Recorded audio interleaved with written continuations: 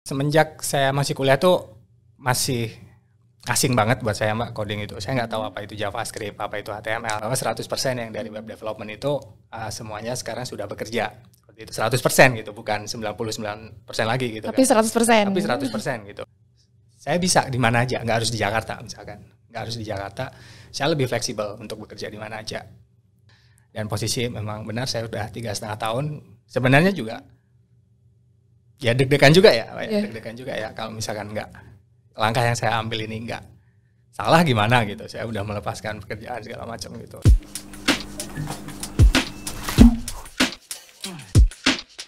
Halo Generasi Pintar Digital, kembali lagi di Purwadika Podcast bersama aku Bunga.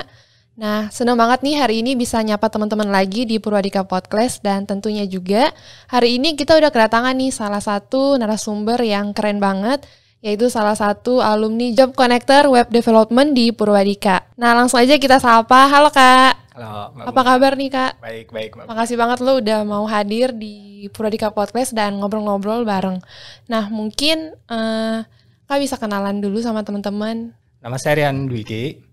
Saya ambil Job Connector Web Development di Purwadika Mei 2021, dan Desember 2021 saya dinyatakan lulus, dan Januari bulan setelahnya langsung dapat kerja, dan sekarang saya sudah bekerja di NextAI Jakarta sebagai junior programmer.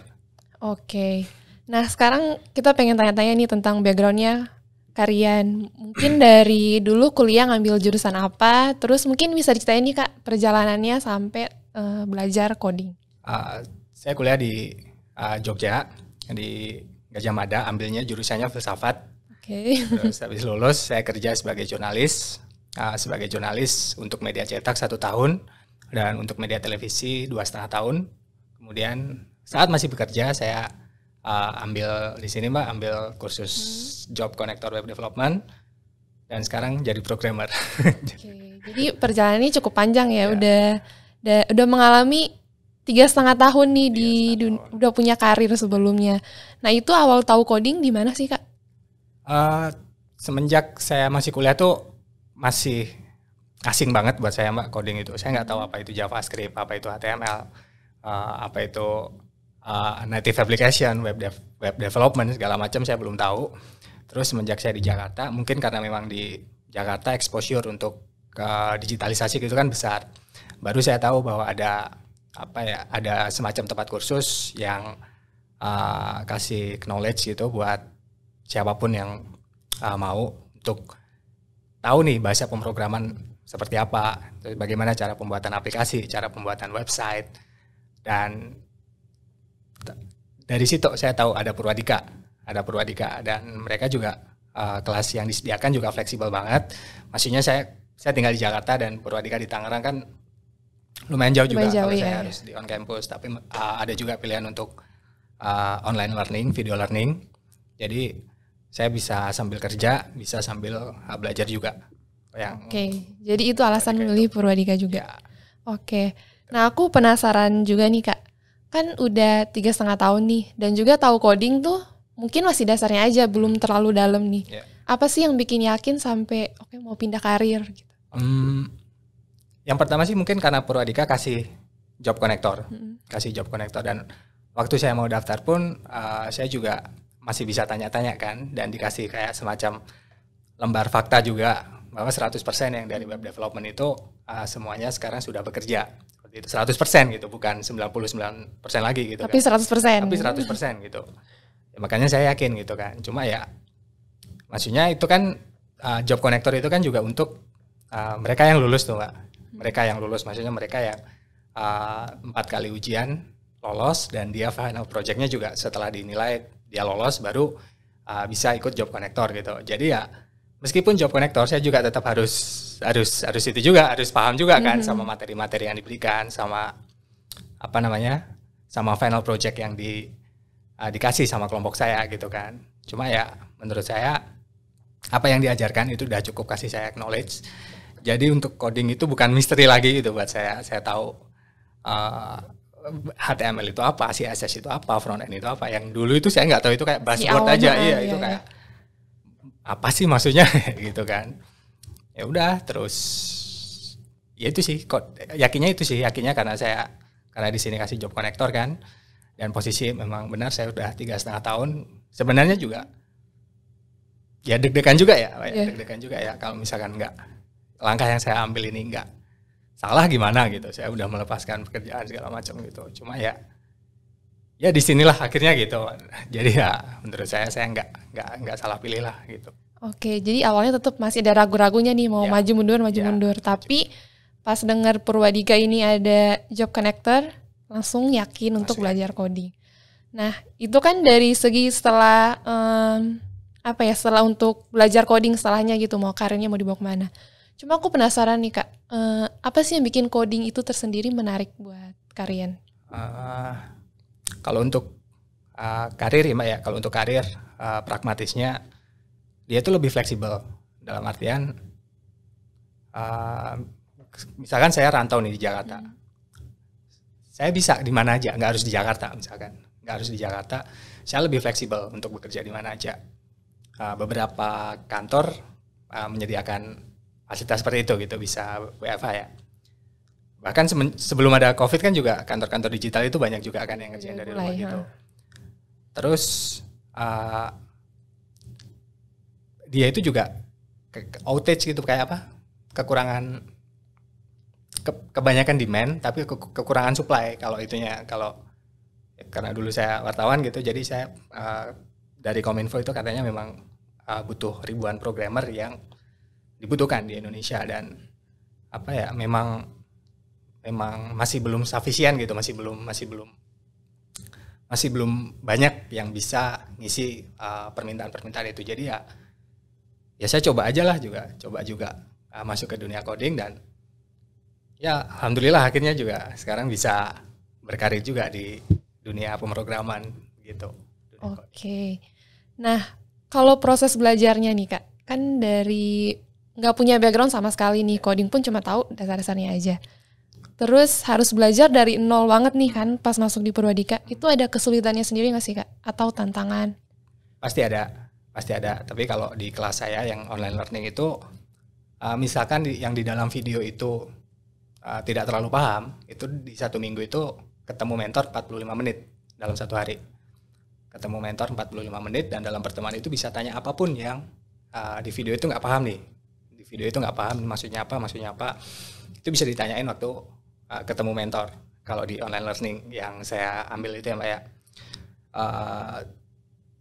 Cuma menurut saya di videonya itu juga udah sufficient juga sih, mulai dari pengenalan JavaScript dasar kan, pertama JavaScript dasar, kemudian front end HTML, sampai library yang paling modern tuh React juga diajarin. Itu mudah dicerna dan menurut saya nggak berbelit-belit juga untuk kasih materinya. Terus kalaupun ada kesulitan tapi kita udah dapat materi itu, mau cari literatur lain gitu yang berbahasa Inggris gitu ya di Google atau di apa, itu juga karena kita udah tahu base-nya gitu kan, jadi bisa ngikutin lah. Kalau misalkan mau cari tutorial lah di internet, mau cari dokumentasi lah, kan baca dokumentasi itu kalau orang awam juga agak susah ya maksudnya apa gitu ya gitu, karena di materinya sendiri udah base-nya itu udah dikasih. Jadi kita sendiri kalau misalkan mau baca dokumentasi ya udah ngerti, bisa cukup membantu lah gitu. Oke, jadi bisa dikatakan nih walaupun nih kita nggak punya background, tapi setelah belajar di Purwadika itu sangat mungkin banget ya untuk orang yang awam yang memang nggak tahu coding sama sekali. Ya, dan saya juga, menurut saya secara akademis juga bukan yang terlalu menonjol gitu. Cuma ya bisa lolos gitu, bisa lulus gitu. Jadi dan sekarang sudah jadi programmer. Ya, dan sekarang udah jadi programmer. Jadi ya itu menurut saya mentor-mentornya yang jago banget untuk materi yang susah untuk orang awam bisa dimasukkan ke orang-orang yang sama sekali nggak ada background gitu. Oke. Aku pengen tanya juga nih Kak, gimana sih pengalamannya belajar sama teman-teman di batch-nya Karian waktu itu? Kita bikin grup WhatsApp, dan grup itu aktif. Jadi ketika ada materi yang kita itu nggak tahu, biasanya ramai juga di situ. Dan nanti ketika ada yang paham gitu ya bisa kooperatif bisa kasih arahan gitu, atau mereka kirim link untuk dokumentasi apa yang sedang kita tanyakan begitu. Terus ketika 4 ujian itu lulus, udah masuk tahap penyaringan final project itu kan nanti kalau di batch saya itu satu kelompoknya kan 3 orang tuh. 3 orang kita juga harus pintar-pintar, karena itu nggak satu kota semua kan, susah untuk ketemu secara fisik kan. Jadi pintar-pintarnya kita bertiga untuk bikin project itu jadi sesuai dengan apa yang kita mau gitu. Jadi ya asik sih. Maksudnya kan itu kayak simulasi kita kerja beneran kan, simulasi kerja beneran yang kita itu masih belajar, masih belum bekerja di dunia pemrograman yang profesional gitu, kita masih belajar. Tapi ya kita harus nge-solve problem problem web, kita bikin project, kita bikin web. Ya menurut saya itu latihan juga ketika nanti ketika udah bekerja gitu, seperti apa itunya, suasana di kantor, jadi live kerja. Ya, di live kerja gitu. Oke. Jadi bisa dikatakan pengalaman belajar di Purwadika itu bukan hanya teori tapi prakteknya juga dapat ya. Prakteknya juga dapat. Oke. Terus mungkin boleh ceritain sedikit nih Kak tentang final project-nya ke teman-teman. Final project saya ke bagian farmasi. Kalau saya nggak salah ingat itu ada farmasi, gudang, sama e-commerce. Saya ke bagian yang farmasi. Itu selama 1 bulan dan dikerjakan sama 3 orang. Spek-speknya harus, website itu harus bisa seperti apa, itu semua udah ditentukan. Dan setiap tas itu ada poin, dan siapa yang mengerjakan tas itu dapat poin. Ketika poinnya itu mencukupi, ya udah kita lolos. Tapi nggak cukup sampai di situ ya, nanti dinilai juga ketika udah selesai project. Nanti ada dewan kayak semacam juri gitu, kita presentasi tentang apa yang kita buat bertiga tuh semua, terus semua harus jelasin cara kerjanya ini seperti apa gitu, bagaimana kamu bikin fitur seperti ini, harus bisa jelasin tuh, nggak bisa sekedar copy paste gitu. Tapi kalau kita start itu dalam 1 minggu, kalau udah tahap final project itu nggak 45 menit dalam 1 minggu lagi. Itu setiap weekday Senin sampai Jumat itu bisa ketemu sama mentor setiap pagi kan. Jadi ya karena udah project itu kalau misalkan start besoknya bisa langsung tanya gitu. Seru sih ya seru sih, maksudnya itu yang menstimulasi pada akhirnya kalau programmer itu harus banyak sabar gitu. Kalau ada bug itu jangan yang langsung pusing, tapi slow down dulu. Kalau awal-awal kan kalau programmer itu kan kayak ini kenapa ya kok nggak bisa ya, makin kesini tuh kok langsung bisa ya, kenapa kayak gitu enggak. Jadi ya gitu, jadi harus akrab lah sama bug, sama itu harus sabar lah gitu. Karena semakin lama skillnya semakin terasa ya Kak. Ya. Oke. Dan ada kesadaran juga kalau bug itu nggak bisa dihindari. Tetap harus dihadapi. Oke. Seru banget sih aku dengar final project-nya, dan dari final project itu sudah bisa menghantarkan Kak Rian sampai sekarang kan. Nah mungkin boleh dijelasin nih Kak, perusahaan sekarang Kakak bekerja itu perusahaan apa, terus sekarang job desk-nya sebagai apa? NextDI itu kantor sekarang saya bekerja Mbak, dia software solution untuk klien utamanya itu perbankan. Saya tergabung dalam tim yang buat sistem untuk loan. Jadi untuk filter ketika nasabah itu mengajukan pinjaman, dia layak untuk mendapatkan pinjaman atau enggak, saya tergabung dalam tim itu. Ya termasuk itu ngedevelop aplikasinya, terus debugging ketika ada bug, atau misalkan klien itu bilang kok ini seperti ini ya, harusnya nggak seperti ini. Nah itu kita cari kenapa.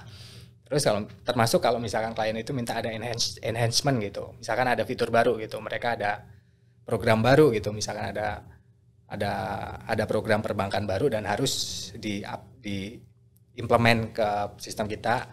Nah itu saya juga ikut bikin gitu. Oke, seru. Terus sekarang aku mau tanya juga nih Kak, kan udah melewati perjalanan sangat panjang tuh, dari pindah karir, terus belajar coding dari nol. Nah, menurut kalian sendiri, apa sih peran Purwadika dalam karirnya kalian sendiri? Purwadika itu game changer banget sih buat saya. Karena ya bayangin saya nggak ada background sains sama sekali. Saya sama IPS, kuliah juga filsafat, kerja juga 3,5 tahun. Jadi nggak ada berhubungannya sama coding ya. Sekarang saya di dunia STEM ya, di dunia sains, di dunia pemrograman, berkarir di situ.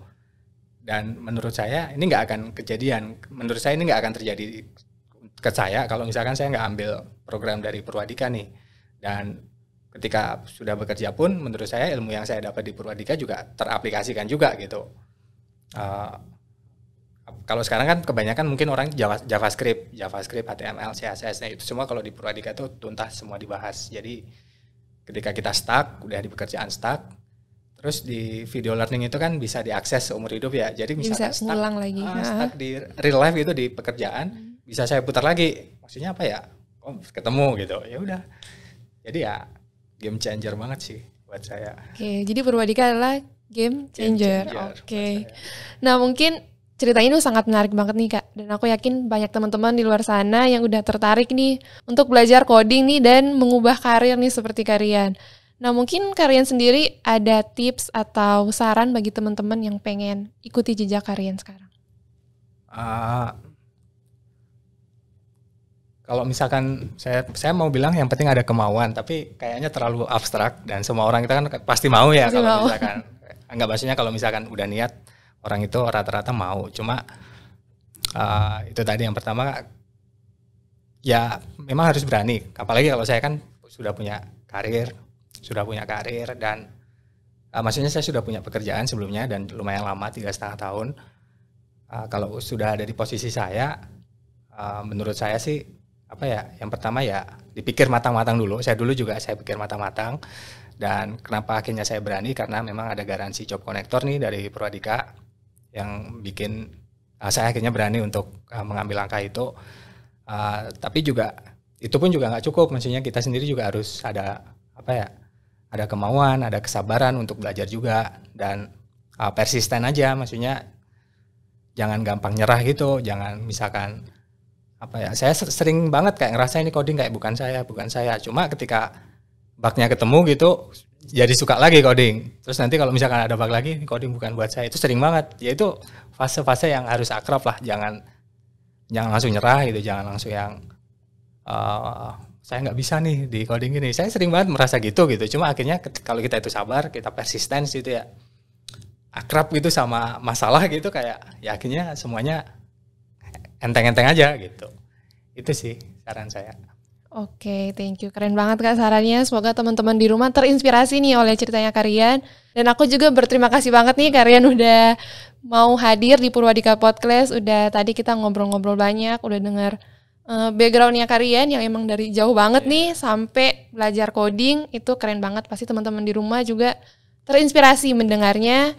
Terima kasih banget udah hadir. Sama-sama Mbak Bunga. Oke, terima kasih juga teman-teman di rumah yang udah nonton podcast ini sampai habis. Semoga bermanfaat bagi teman-teman di rumah.